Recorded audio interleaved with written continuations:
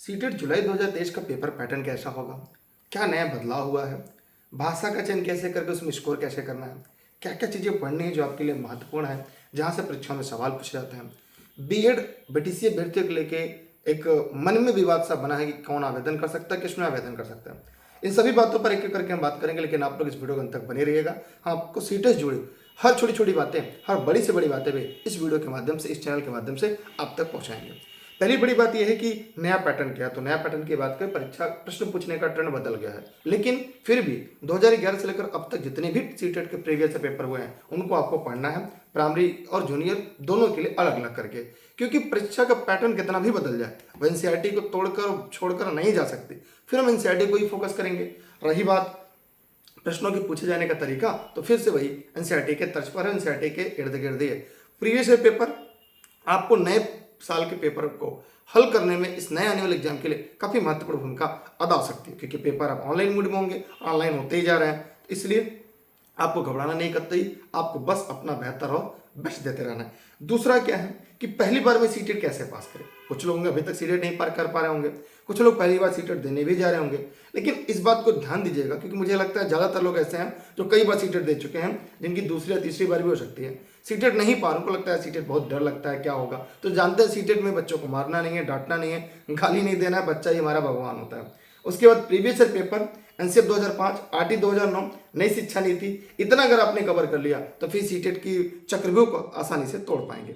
BEd BTC का मामले को ले लीजिए, तो बीएड प्राइमरी जो है वो सुप्रीम कोर्ट के अधीन आवेदन कर सकते हैं। जो सुप्रीम कोर्ट का जो फैसला आएगा उसके आधार पर उनकी डिग्री की वैलिडिटी, उनकी डिग्री की जो वैधता है उस पर बात होगी। लेकिन फिलहाल के लिए अभी तक बीएड भी प्राथमिक अप्लाई कर सकता है। दूसरा सवाल आता है कि जो डीएलएड है, बीटीसी हैं, क्या वो जूनियर में आवेदन कर सकते हैं? जी हाँ, वो पूरी तरह से स्वतंत्र है जूनियर में आवेदन करने के लिए। प्रश्न है कि जूनियर में क्या उनका मान्य है? जी हाँ, आपने देखा जैसा कि आया था भर्ती पीछे जूनियर एडेड में, तो जो जूनियर का टेट पास है वही जूनियर एडेड का फॉर्म भर सकते थे। दूसरी बड़ी बात यह है, जो शिक्षक हो जाएंगे या हो गए हैं उनको भी जूनियर का टेट पास करना अनिवार्य है कल को प्रमोशन के लिए। तो इसलिए जूनियर का टेट आपके लिए अनिवार्य है, फॉर्म भर के दे दीजिएगा। कुछ बात यह है सर, पेपर फर्स्ट पे फोकस करना है सेकंड पे, अब दोनों पर फोकस करिए, दोनों को पढ़िए।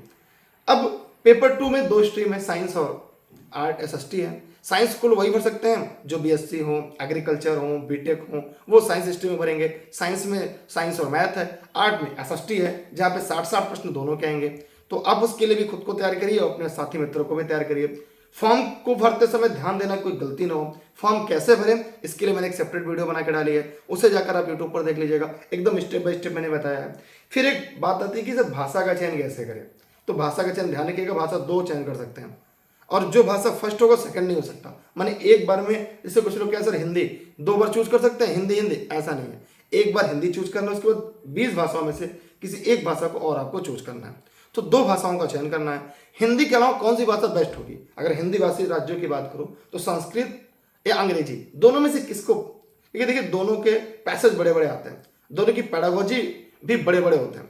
तो संस्कृत में पूछा जाता है, इंग्लिश में पूछा जाता है। दोनों में सबसे बेस्ट कौन सा होता है? अगर आप हिंदी मीडियम का अभ्यर्थी हो तो संस्कृत को चूज कर सकते हैं, और संस्कृत में थोड़ा सा मेहनत कर देंगे, प्रैक्टिस फोकस कर लेंगे, तो आप संस्कृत में स्कोर कर पाएंगे।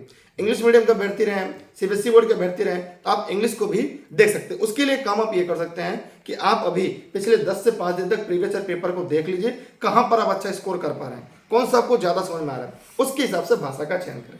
फॉर्म को जल्दी जल्दी भर लें, क्योंकि आपका जिला लॉक हो जाएगा। आपके नज़दीक परीक्षा सेंटर अगर अलॉट हो जाएंगे सभी बच्चों को, तो आपको दूर मिलेगा, जहां आपको दिक्कतों का आने जाने में, परिवहन का भी समस्याओं का सामना करना पड़ सकता है। इसलिए सीटेट से संबंधित जितनी बातें थी मैंने आपको बता दिया। सीटेट के अगर आपको नोट चाहिए तो ई लर्निंग विद दुर्गेश का नंबर है 6306344367 पर, नीचे डिस्क्रिप्शन बॉक्स में भी होगा और स्क्रॉल में भी आपने देखा होगा। वहां से घर बैठे सभी नोट्स प्राप्त कर सकते हैं और पीडीएफ नोट्स प्राप्त कर सकते हैं, या तो e learning with Durgesh app download करके सीटेट की निःशुल्क क्लास भी पढ़ सकते हैं। मेरी क्लासेस पूरी तरह से आप सभी को निःशुल्क देशहित में राष्ट्रहित में मिलती रहेंगी, आप लोग उसे पूरा पढ़ते रहिएगा। अगर आप चाहते हैं सीटेट के लिए कोई स्पेशल क्लास चले जूनियर के लिए, तो आप कमेंट सेक्शन में कमेंट करके हमें बताइए, हम आपके लिए जूनियर सीटेट के लिए लेकर आए क्लास, ताकि आप घर बैठकर फ्री में पढ़ सकें। प्राइमरी के लिए कोई विशेष कक्षा अगर आप पढ़ना चाहते हैं, कमेंट बॉक्स में कमेंट करें, हम आपके लिए प्राथमिक के लिए भी, सीटेट के लिए कुछ बेहतरीन क्लासेज भी शुरू करें। वैसे आपकी मर्जी है, आप अपना बेहतर करते रहिएगा। कोई सवाल, कोई प्रश्न हो, कमेंट बॉक्स में कमेंट करिएगा।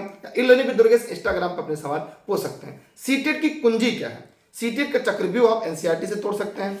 सीटेट की चक्रव्यूह प्रीवियस ईयर पेपर से तोड़ सकते हैं। तो previous year paper NCERT notes पर सबसे ज्यादा फोकस करिए, वही आपको अंतिम रूप में सिलेक्शन दिलाएगा, वही आपको अंतिम रूप से सेलेक्ट करेगा। आप सभी का बहुत बहुत धन्यवाद। वीडियो को ज्यादा ज्यादा शेयर करिएगा। अगर चैनल पे नए आ रहे हैं तो सब्सक्राइब करके बेल आइकन दबाइए। वीडियो को अगर फेसबुक पेज इलोनी विद दुर्गेश पर देख रहे हैं तो वीडियो को पेज को फॉलो करिएगा और वीडियो को सभी मित्रों को शेयर करिएगा। शेयर करना ना भूलिएगा, जितना शेयर करेंगे उतने नंबर आपके बढ़ेंगे। आप शेयर करते रहिए और मुझे अच्छा लगेगा कि लोगों तक पहुंचता रहेगा। और सभी का thank you, best of luck. मिलते हैं एक नए वीडियो सेशन के साथ। अगर आप चाहते हैं कोई क्लास शुरू हो कमेंट करके बताइए। जय हिंद, जय भारत।